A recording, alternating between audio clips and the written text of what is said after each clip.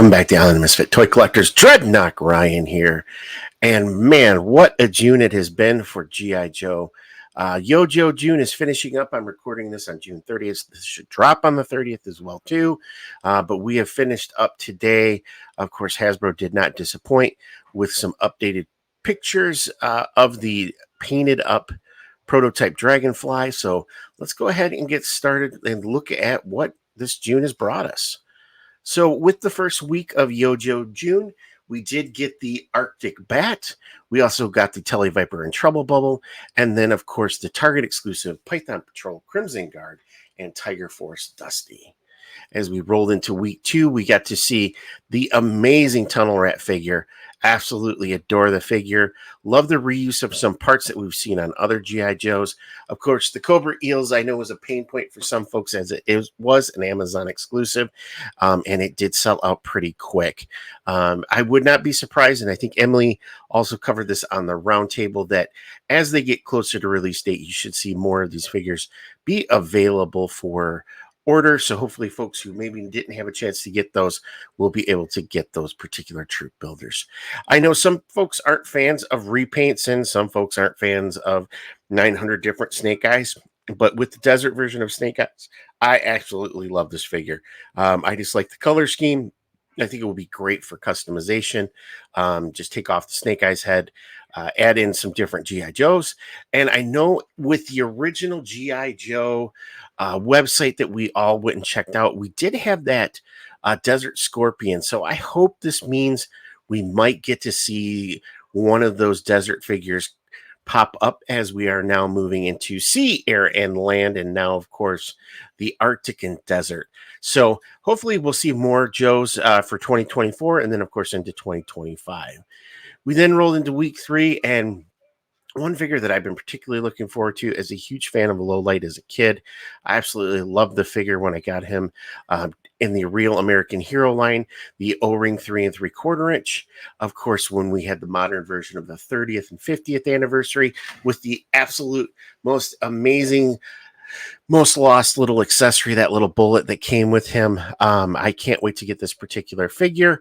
I will probably end up loading them out either with some Gridiron stuff or Mark II designs, maybe some JNS Armory, because I just absolutely adore Lowlight.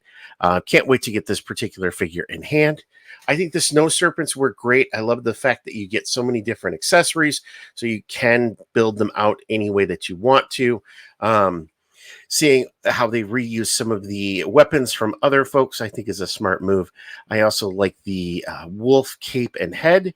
And it seemed like these figures were a little bit easier to get for troop builders, as these were fan channels. And one of the surprises I had was Grunt. I just think he's an absolute home run as a figure, and I can't wait to get this particular figure in hand. I do like the fact they're using the Steel Battalion, Brigade, whatever they are called, now as an extra helmet. But I do like the fact that we've updated the deco for the OG-13, gave him a little bit of a, I want to see more of a now military type feel, special forces type. And then hopefully this will just help continue to fill out those OG-13 figures that we're all looking for.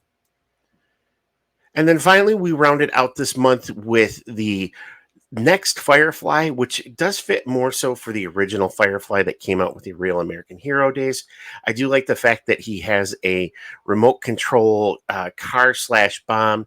I also really am digging his backpack and the accessories that he comes with. I can't wait to cross between the first Firefly and this one to really come out with some pretty crazy loadouts. Nunchuck looks absolutely fabulous if you're a fan of Ninja Force. I wasn't much of a fan of Ninja Force growing up, but I think as I've gotten older, I do have some appreciation for these particular figures. And then, of course, like we said, we did have the Snake Eyes repaint, and we are getting another Viper. This time it's a Crimson Viper.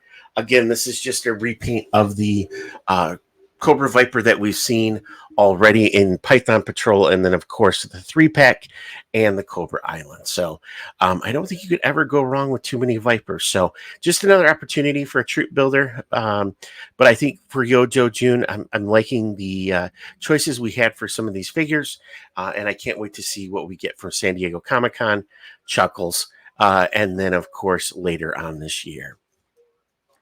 I think the biggest win for most Joe fans for Yojo June is the Dragonfly or the Operation Dragonfly Haslab did kick off. It funded, I believe, in 26 hours. So absolutely amazing the support that the Joe community is showing for the classified brand, as well as a whole bunch of new collectors.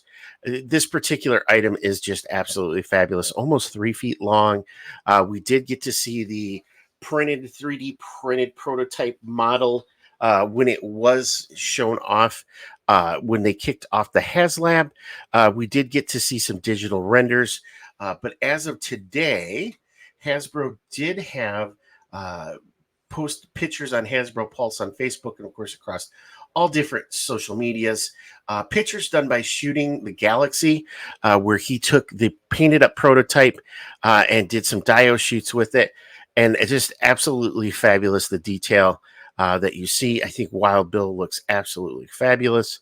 I do like the fact that you'll have a number of different loadouts that you'll be able to put on the pylons for the helicopter, missiles, rockets, whatever it is, even the winch, just kind of makes this helicopter a fun toy to have.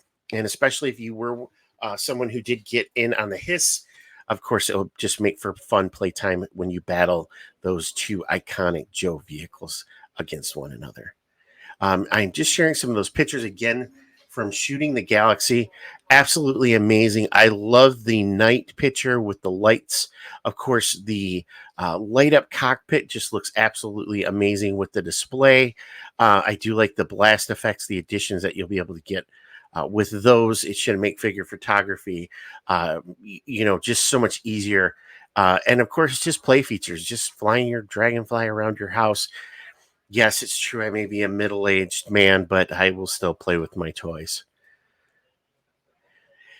Emily and Lenny did do a roundtable this week, so thank you to Chris McLeod from the Full Force who did share those videos. You did get to see the painted up prototype of the Dragonfly, of course, with the Steel Battalion Brigade, whatever you want to call it, and Wild Bill sitting in the cockpits. The Dragonfly just looks absolutely amazing. Again, we did find out some other information for the Dragonfly with the winch, with one of the unlock figures that we will get. There will be a harness that will attach either to male or female figures. And they can show that now. It is with Glenda. So you'll see this little apparatus. I thought at first it was her web gear, but this is actually will be an extra accessory for the Dragonfly that you can hook to the winch. So if you do have a Joe, you can smack that little pack on his back, hook the winch to it, and then, of course, fly him off into safety. One of the other things I noticed on Glenda is the inclusion of a laser rifle pack. So I hope, I'm not going to say I hope. I think that the Joe team is doing a lot of, let's just say, Easter eggs or tipping their hand at what to expect coming forward. Glenda is basically a different color version of a OG Scarlet. So we know that we're now going to get an OG Scarlet. I would not be surprised if we see her in a retro card series. I'm hoping we get Scarlet, Duke, and I'm going to say we're going to get a retro style Cobra Commander, since we're already seeing the Cobra Commander with the Mickey Mouse ears for the His tank. It's just a smart reuse of tooling that you'll have, gives you an extra figure. And of course, like I said, with the laser pack, it's got to mean that we'll be seeing Flash at some point soon. Looking back at Wild Bill, again, I think Lenny and the design team just knocked it out of the park. He looks absolutely amazing. One of the other things I've noticed is a flight suit. So this should lend to more either paratroopers or possibly, I'm hoping, an ace figure at some point. And then, of course, Night Force Ripcord, I think, is going to be a great figure. He's already unlocked. We are moving towards unlocking Glinda, and then, of course, finding out what the last unlock was. During the roundtable, we did also find out that Airborne will be a mainline release, so he will not be the tier 4, which I think is smart because I think that gives Classified fans who may not have the space, the money, whatever it may be, they just can't buy a Dragonfly, the ability to get who I think is an important figure. Let's come up with some kind of crazy figures for some of these unlocks. That's my opinion. I know other folks have different opinions, but I think hiding some of these figures behind a paywall just can hurt collectors and hurt the community a little bit more than helping them. And then one other thing we found out during the roundtable, there will be a 3-pack. It's a 788 Fire Squad. This will be a Hasbro Pulse exclusive. This will be kind of like a one-time only opportunity to buy these 3 figures, but they will go with the Hiss Tank. We did also find out that the Hiss Tank is set to ship and be delivered come fall. Everything is still on track. Lenny did point out, though, that the manufacturing of the Hiss Tank and the figures are going along at the same time.